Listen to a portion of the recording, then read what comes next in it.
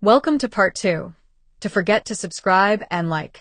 The clever spider who outsmarted the king. After many days of observing, listening, and learning, Anansi realized that wisdom cannot be held in a box, displayed like a treasure, or measured by wealth or power. Instead, it grows quietly in those who pay attention, who reflect, and who act thoughtfully. With this understanding, Anansi returned to the palace carrying only a small clay pot, tightly sealed, confident that he was ready to face the king. When Anansi arrived at the palace, the courtyard was already crowded with animals and villagers who had witnessed the failure of so many others. The king looked down at the small spider and laughed. "What could you possibly bring me, little creature?" the king mocked. Anansi calmly placed a small, sealed clay pot in front of the throne. "Your Majesty," Anansi said respectfully, "inside this pot is the greatest wisdom in the world. But it must not be opened." The king's curiosity flared. He leaned closer, his eyes narrowing with suspicion and pride. "You expect me to believe that wisdom is inside a tiny pot?" he scoffed. "I must see it for myself." Anansi bowed and said, "Your Majesty, the wisdom I bring is not something to be seen.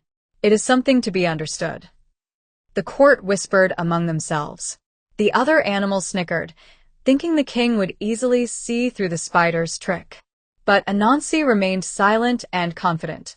When the king, unable to resist, ordered the pot to be opened, he found nothing inside. He turned to Anansi angrily, ready to demand an explanation.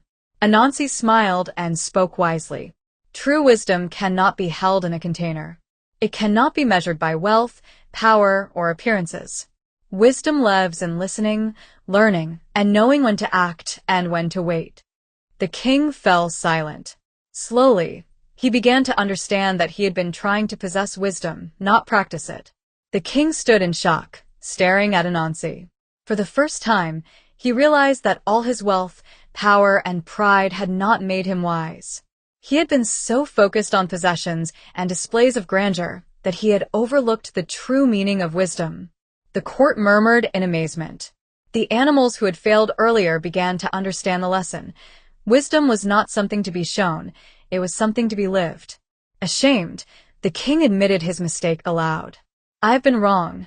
I sought wisdom in gold, in power, and in objects, but it was here all along, in listening, observing, and understanding." For the first time, he humbled himself before a tiny spider. It was a lesson he would never forget. Pride can blind even